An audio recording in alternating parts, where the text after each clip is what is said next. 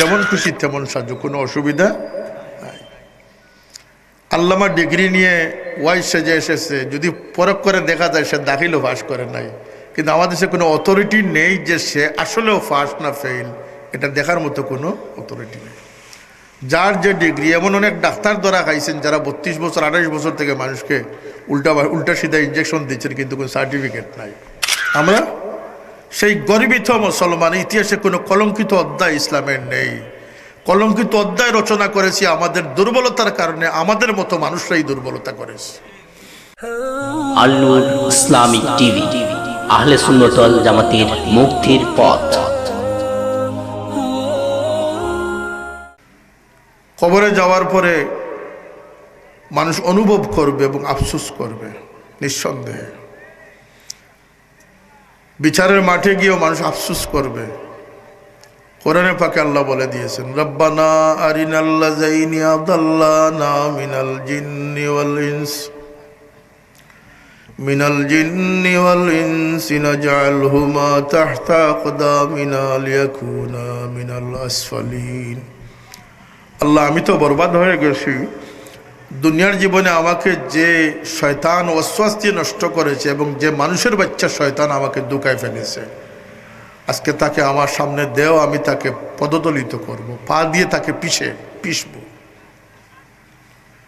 আরেক আফসোস হবে, রব্বানা আখরিজনা ইলা আজালিন করিবিন নুজিব দাওয়াতাকা ওয়া নাত্তাবিউর রাসূল। আল্লাহ, আরেকবার আমাকে মুহলত দাও, সুযোগ দাও, আমাকে আরেকবার সুযোগ দাও। আল্লাহ কি সুযোগ কম দিয়েছেন আমাদেরকে? কথা বলেন, কম দিয়েছেন? একের পর এক আল্লাহ আমাদেরকে সিগন্যাল পাঠিয়েছেন, ওমান নুআম্মিরহু নুনাক্কিসহু ফিল খালকি আফালা ইয়াকিলুন। আমি যাদেরকে লম্বা হায়াত দেই তাদেরকে এক এক করি গুণ কমিয়ে তাকে আমি সতর্ক করি। তার দাঁত পড়ে যায়, চুল সাদা হয়ে যায়, তার দৃষ্টিশক্তি কমে যায়, শ্রবণ শক্তি কমে যায়, হাঁটুতে ব্যথা হয়, হাঁটতে পারে না, স্নায়ুবিক দুর্বলতা আসে। কিন্তু শয়তান ওয়াসওয়াস দেয় যে তুমি এই দুর্বল হতে না, আসলে ডায়াবেটিকের ওষুধ খাইতে খাইতে তোমাকে দুর্বল করে ফেলেছে। তোমার চোখ এখনো যাওয়ার সময় হয় নাই, বা তোমার চুল এখনো পাকার সময় হয় নাই, তোমার জেনেটিক প্রবলেম, তোমার বংশের রসম অনুযায়ী তোমার চুল পেকে গেছে। একটা না একটা এক্সকিউজ পেশ করতেছে। কে করতেছে? কথা বলেন, কে করতেছে? শয়তান। আবার কখনো কখনো ফ্রেন্ড সার্কেল করতেছে। ফ্রেন্ড সার্কেল কি ভালো না শয়তানি আছে? মুমিনদের জন্য উচিত জীবনে যত কম বন্ধু বাড়াবেন ততই মঙ্গল।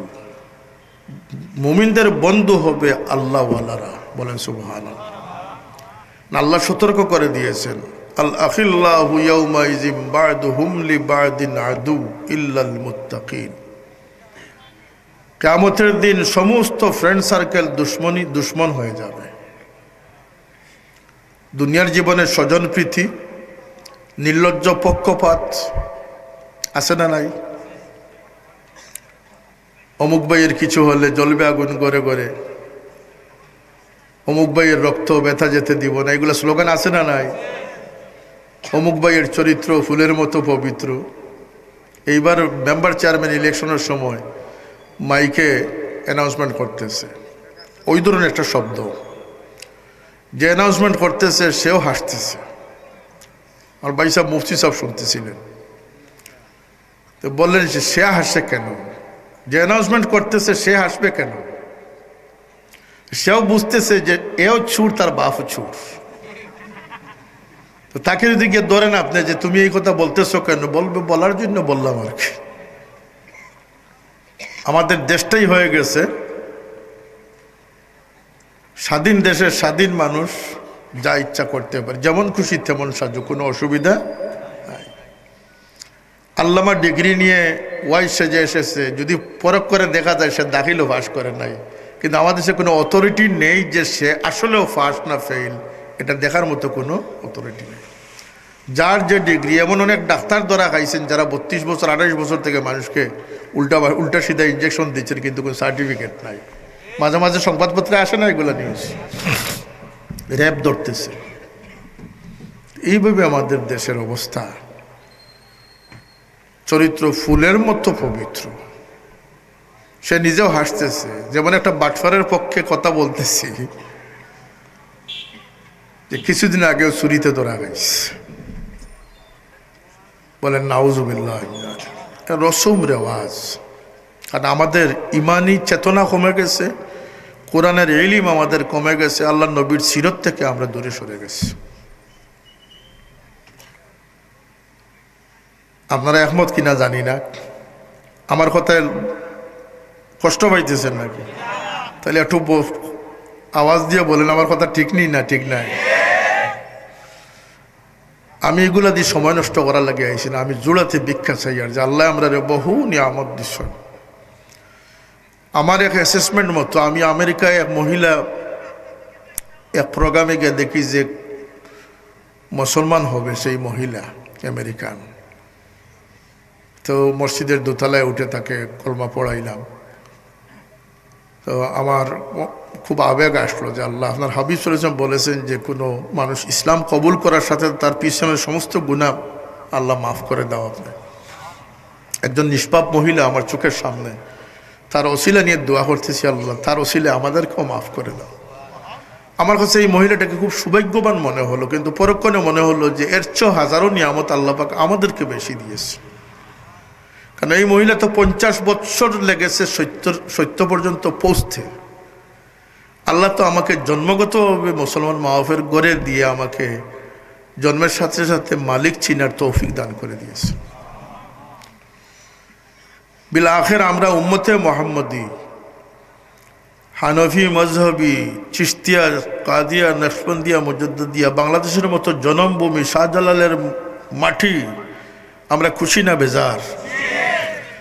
খুশি হলে আমরা শুকরগুজার হব। আল্লাহ সেই নিয়ামত দেখার চোখ আমাদেরকে তুমি দান করে দাও, যেন আমরা শুকরগুজার হতে পারি। আমরা ওই সমস্ত মিছিলে যেন না যাই। দেখা দেখির মিছিল থেকে বাঁচতে হবে, নিজেকে বদলাতে হবে। এই জমিনে আমরা এসেছি জমিনে থাকার জন্য নয়। আর চলে যাই কেন, এটা আমাদের আফসোসের কোনো কারণ নেই। আমাদের প্রকৃত নিয়ামতের দ্বার উন্মুক্ত হয়ে মৃত্যুর মাধ্যমে, বলেন সুবহানাল্লাহ। বেহেশতে যাওয়া হয়তো বা আর অনেক সহজ হইতো যদি বেহেশতে কেবল বসবাসের জায়গা হইত। লাখো নিয়ামত, কিন্তু তার চেয়েও বড় নিয়ামতের কারণে বেহেশতে যাওয়া অনেক যাচাই বাছাইয়ের প্রয়োজন। সেই নিয়ামত হচ্ছে যে মানুষ বেহেশতে যাবে সে তার আল্লাহকে পেয়ে যাবে। তো বেহেশতে গেলে কারে পাওয়া যায়? আল্লাহকে পাওয়া যায়। এই জন্য বেহেশতের নিরাপদ বেষ্টনী বড় শক্ত। কারণ বেহেশতে যদি করোনা ভাইরাস চলে যায়, ওমিক্রন চলে যায়, তাহলে বেহেশতে এটা কি হবে? আপনার স্প্রেড করবে। এই জন্য বেহেশতে যাতে কোনো ব্যাকটেরিয়া, জীবাণু, ভাইরাস, বেহেশতে কোনো মানুষ অসুস্থ হবে, জ্বর খাসি এগুলো হবে, তাহলে তো বেহেশতকে নিরাপদ রাখার জন্যই তো আল্লাহ এই ব্যবস্থা রেখেছেন, বলেন সুবহানাল্লাহ। পরিচ্ছন্ন মিজাজ, মর্জি, স্বভাব, সুলভ আচরণ, দৃষ্টিভঙ্গি, ধ্যান ধারণা, এগুলো কিভাবে হবে, আমাদের বাজার কিভাবে চলবে, বলে সমস্ত শয়তানের হাতে কাছে আমরা সারেন্ডার করে ফেলেছি। আমাদের বাজার চলে কোরআনের ইলমে চলে না শয়তানের ইলমে চলে? আমরা নিজেরাই স্বীকার করতেছি যে আমাদের বিয়ে শাদীর অনুষ্ঠান আল্লাহর সন্তুষ্টিকে খুঁজে কোনো মানুষ, নবীর সুন্নত তরিকা খুঁজে কোনো মানুষ, আমাদের ফ্রেন্ড সার্কেল, দোস্ত বন্ধু আহবাব যেগুলো আছে, আমাদের সমাজ রাজনীতি, সমাজনীতি, কোথাও কি আমরা ইসলামটা খুঁজি? বরং রাজনীতিবিদরা মনে করেন যে এটি মোল্লা মুন্সিদের কাজ। আর ইসলাম শান্তির ধর্ম। নাস্তিকরা যখন পারে না তখন বলে ইসলাম শান্তির ধর্ম, অর্থাৎ তোমরা আমাদেরকে ডিস্টার্ব করিও না। ইসলাম শান্তির ধর্ম মানে উলামা মাশাইখ মুসল্লি যারা আছো তোমরা নীরবে থাকো, আমরা যাই তোমাদের উপরে স্টিম রুলার চালাই, তোমরা নীরবে সহ্য করে চলো। এই হচ্ছে তাদের শান্তির ধর্মের স্লোগান। এক স্লোগান শিখছে ইসলাম শান্তির ধর্ম। ইসলাম কোন অর্থে শান্তির ধর্ম সেটাকে আমরা খুঁজে বের করতে হবে। আমাদের বাজার চলবে শয়তানি ইলিম দ্বারা না কোরআনের ইলিম দ্বারা। বিয়ে শাদী রসুম রেওয়াজ উঠা বসা চালচলন, আমাদের ঘর বাড়ি ঘর পরিবার পরিজন সন্তানাদি এগুলো কিভাবে চলবে কিভাবে চলবে না, এই সামান্য দিনের রুটিন আল্লাহ পাক আমাদেরকে দিয়েছেন। যদি আমরা এই সময়ের ভিতরে সফল মানুষ হতে পারি তাহলে অবশ্যই আল্লাহ পাকের জান্নাতে আমাদের স্থান ঠিকানা রয়ে গেছে। জান্নাতে কোনো বেজাল ঢুকানো হবে না। এই পরিচ্ছন্নতা প্রমাণের জায়গা হচ্ছে দুনিয়া। এজন্য সুন্নতে রাসূল মন মানসিকতা, আল্লাহ নবী সাল্লাল্লাহু আলাইহি ওয়াসাল্লামকে আল্লাহ যে মন দিয়েছেন, সমস্ত দুনিয়াকে রহমতের চাদর দ্বারা আবৃত করার জিম্মাদারি আল্লাহর হাবিব সাল্লাল্লাহু আলাইহি ওয়াসাল্লামকে আল্লাহ পাক দিয়েছেন। রাহমাতুল লিল আলামিন সাল্লাল্লাহু আলাইহি ওয়াসাল্লাম। তার মনকে আমরা তার মনের মিজাজ মর্জি স্বভাব চরিত্র সম্পর্কে আমরা জানবো, এই জন্য যে আমরা নবীর উম্মতের পরিচয়ে পরিচিত হতে চাই না।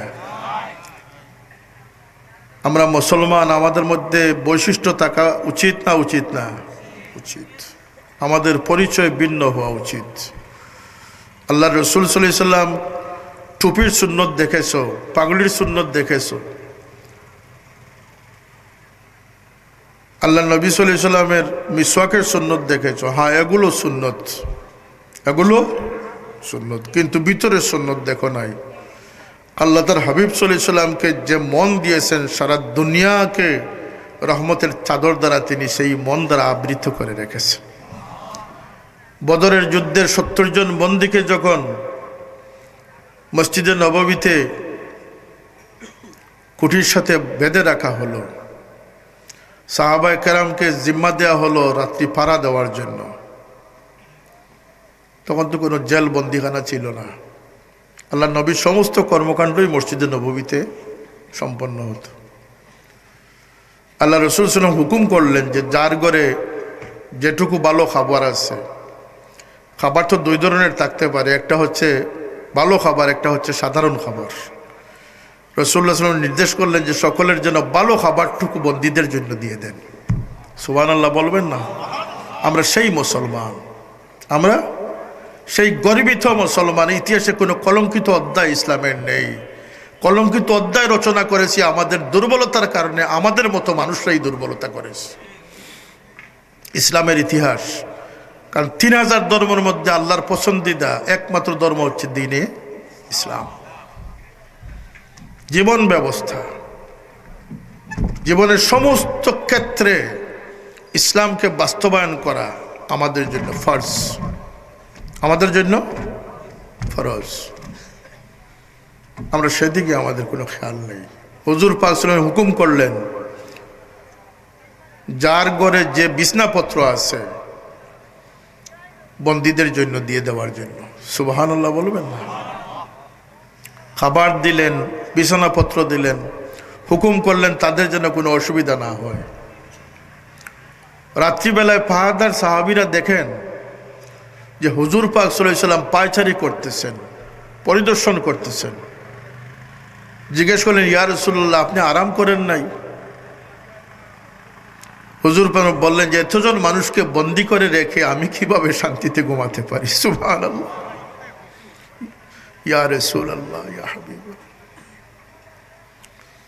আল্লাহর হাবিব সাল্লাল্লাহু আলাইহি ওয়াসাল্লামের সেই দিন দুনিয়ার কোনো মানুষ ফিরিয়ে দিতে পারে নাই। ইসলাম কোনো জোরজবস্তিভাবে ইসলাম কায়েমের কোনো প্রয়োজন কোনোদিন হয়ও নাই, কোনোদিন পড়বেও না, যদি মুসলমানরা ইসলামে সৌন্দর্যমণ্ডিত হয়ে যায়।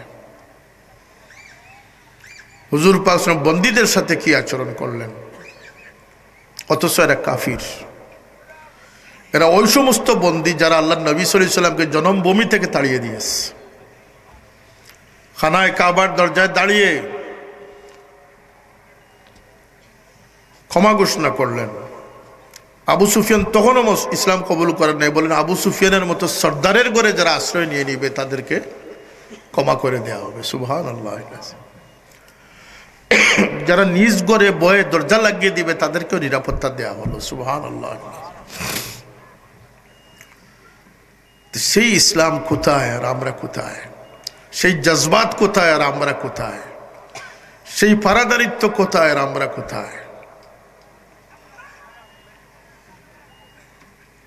আমরা বেহেশতে যেতে চাই। আখিরাতে দুই মিছিল হবে, আমি বলেছি না, কোরআন শরীফে উল্লেখ হয়েছে। আমরা কোন মিছিলে থাকবো? বেহেশতের মিছিলে থাকবো না দুজখের মিছিলে থাকবো? বেহেশতে গেলে আমরা কি পাবো? নিয়ামত পাবো। না, এর চেয়ে বড় নিয়ামত হচ্ছে আমাদের মালিক রব্বে কায়নাতকে আমরা পেয়ে যাব। সেই বেহেশতে যাওয়ার জন্য, উপযুক্ত হওয়ার জন্য পৃথিবীতে এসেছি। আমার অন্তরের অবস্থা, আমার দৃষ্টিভঙ্গি, আমার মিজাজ মর্জি, এগুলো বদলানোর জন্য আল্লাহ আমাদেরকে ওষুধ দিয়েছেন। বলেন সুবহানাল্লাহ। এর মধ্যে নামাজ এক বড় ওষুধ। ইন্নাস সালাতা তানহা আনিল ফাহশাই ওয়াল মুনকার। নামাজ মানুষকে পরিবর্তন করে দেয়। নামাজ মানুষকে, এখন 50 বছর যাবৎ জামাতের সাথে তিনি নামাজ পড়েন, 3 বার হজ করছেন, 7 বার উমরা করছেন, কিন্তু এখনো দেখা যায় ছোটো ছোটো বাচ্চারা দেখলে বলে যে অমুক চাচা আসতেছেন, দৌড় দেও, কারণ তার সামনে বাচ্চারা নিরাপদ না। তার মিজাজ কিটকিটে মিজাজ, তিনি বাচ্চা দেখলেই দমক আছেন না, খামোখাই বলে এই তোমরা এখানে কি করতেছ? তারা খেলতেছে, হলুতে বাচ্চা মানুষ। অর্থাৎ মায়া, দয়া, প্রেম, ভালোবাসার কোনো সিটাই তার মধ্যে নেই। তাহলে বুঝতে হবে তার নামাজ গেলেও কোথায়, তার মধ্যে লিক হয়ে গেছে। কি হয়ে গেছে? লিক হয়ে গেছে। আপনি যখন আপনার বাড়ারে দান রাখবেন, ইঁদুরের চিন্তা মাথায় রাখতে হবে না? হবে না? কথা বলেন। ইঁদুরের চিন্তা মাথায় রেখেই তো দান সংরক্ষণ করতে হবে, নতুবা তো ইঁদুর সব খেয়ে ফেলবে। মনের মধ্যে যদি ইঁদুর থেকে যায়, আপনার ইবাদত কবুল হবে না। এজন্য আজকের দিনে আমার যে অ্যাসেসমেন্ট, দুনিয়ার ভিন্ন ভিন্ন প্রান্তে গিয়ে যে অভিজ্ঞতা, এর আলোকে আমি গুজারিশ রাখতে চাই যে নিয়ামতের ক্ষেত্রে এই উম্মত আল্লাহ রব্বুল ইজ্জতের দুনিয়া এবং আখিরাতে সবচেয়ে ইজ্জতদার এবং নিয়ামত প্রাপ্ত উম্মত হোক। বলেন সুবহানাল্লাহ। উম্মতে মুহাম্মদ মুস্তাফা সাল্লাল্লাহু আলাইহি সাল্লাম। এই সৌভাগ্যকে আমরা যদি ধরে রাখতে চাই, তাহলে আমরা আখিরাতেও আল্লাহ পাকের দরবারে হাজির হয়ে আল্লাহর কাছে যাওয়ার তৌফিক আল্লাহ পাক আমাদেরকে দান করবেন। এই জন্য আমাদেরকে আলাদা বৈশিষ্ট্য সম্পন্ন হতে হবে। আমি গত শনিবারের ইসালে সাহেবেও বলেছি যে ফুলতলি সাহেবের স্লোগান দিবে আর নামাজ পড়বে না, এটা হতে পারে না। বলেছি না আমি কথা? এই সিলসিলার স্লোগান দিতে হলে নামাজ পড়তে হবে। আমরা যেন তিন মানুষকে বড় বাড়াবাড়ি চলতেছে, অতি সস্তার লকব দেয়া হচ্ছে, এগুলো মিথ্যাচার। এগুলো কথা বলেন, এগুলো মিথ্যাচার। রাসূল পাক সাল্লাল্লাহু আলাইহি ওয়াসাল্লাম বলেছিলেন যে আলা উনাব্বিউকুম বিআকবারিল কাবাইর, আমি কি কবিরার জঘন্যতম কবিরা অর্থাৎ সবচেয়ে ভয়ঙ্কর কবিরা গুনাহ সম্পর্কে বলবো তোমাদেরকে? নাম ইয়া রাসূলুল্লাহ। হুজুর পাক সাল্লাল্লাহু আলাইহি ওয়াসাল্লাম খুব ক্লান্ত ছিলেন, এইভাবে ঠেক লাগানো ছিল। রাসূলুল্লাহ বললেন যে আল ইশরাকু বিল্লাহ, আল্লাহর সাথে শিরিক করা হচ্ছে, কবিরার মধ্যেও কবিরা গুনাহ। ওয়া উকুকুল ওয়ালিদাইন, মা বাপকে দুঃখ কষ্ট দেওয়া, মা বাপের নাফরমান হওয়া আল্লাহর কাছে সবচেয়ে জঘন্য অপরাধ। এরপরে আল্লাহ নবী সাল্লাল্লাহু আলাইহি ওয়াসাল্লাম সুজা হয়ে গেলেন, এইভাবে টেনশন হয়ে বললেন ওয়া শাহাদাতুজ জুর, মিথ্যা সাক্ষ্য দেওয়া, মিথ্যা কথা বলা, এর সমুদয় চলতেছে আমাদের সমাজ এবং এটা রেওয়াজ হয়ে গেছে। অমুক ভাইয়ের চরিত্র ফুলের মতো পবিত্র, ওই স্লোগান আর একজনকে আল্লামা বানিয়ে দেওয়া, এটা আমার নামের সাথে আল্লামা লেখা। কোথায় মাওলানা রুমিকে বলা হচ্ছে মাওলানা রুমি, জালালউদ্দিন রুমি রহমতুল্লাহ। আজকের দিনেও যার মাজার জিয়ারতের জন্য টিকিট কাটতে হয়, সুবহানাল্লাহ বলবেন না? আল্লাহর ওলির শানকে আল্লাহ আরো বাড়িয়ে দিন। মসনবী শরীফ যিনি রচনা করেছেন, জালালউদ্দিন রুমি রহমতুল্লাহ, তারও পীরের প্রয়োজন ছিল, তিনি ফিলোসফার ছিলেন। যাই হোক, লম্বা ঘটনা। আল্লামা ইকবাল লিখেছেন যে মৌলানা রুম মৌলভী রুমি হরগিজ না শুদ মৌলায় রুম, তা গুলামি শামসে তবরিজি না শুদ। যদি শামসে তবরিজির কদমের স্পর্শ না পেতেন তাইলে মৌলানা রুম মৌলভী রুম থেকে যেতেন। মসনবী রুমির কথা শুনেন নাই আপনারা? এগুলি হই থেকে শুনবেন। আগলম বাগলমের যুগ এসে গেছে, আমাদের শিক্ষা ব্যবস্থাও ধ্বংসের পথে। এখন শুনলাম যে ডারউইনের সেই বিবর্তনবাদ নাকি শিক্ষা ক্যারিকুলামে চলে আসতেছে। নাউজুবিল্লাহ মিন যালিক। এই বিবর্তনবাদ বাচ্চাদেরকে শিখাবে যে মানুষ আগে বানর ছিল। বলেন নাউজুবিল্লাহ। আমরা বানরের সন্তান না আদমের সন্তান? তাইলে এই মতবাদ, এই বানর মার্কা মতবাদকে আমরা মানতে পারি? এই সমস্ত জিনিস আমাদের শিক্ষা ব্যবস্থায়। সাইয়েদনা ওমরে ফারুক রাদিয়াল্লাহু তাআলা আনহুর মতো মহান ব্যক্তিত্বের জীবনী হঠিয়ে এখানে ঠাকুরপুর জীবনী দেওয়া হয়েছে। এই হচ্ছে আমাদের বিবর্তন। আমরা সতর্ক হওয়া প্রয়োজন যেন আমরা একাকার না হয়ে যাই। আমরা যেন দেখা দেখি মুসলমান না হই। আমরা মূলের সাথে যেন আমরা লেগে থাকতে পারি। আল্লাহ সেই তৌফিক তুমি আমাদেরকে দান করো।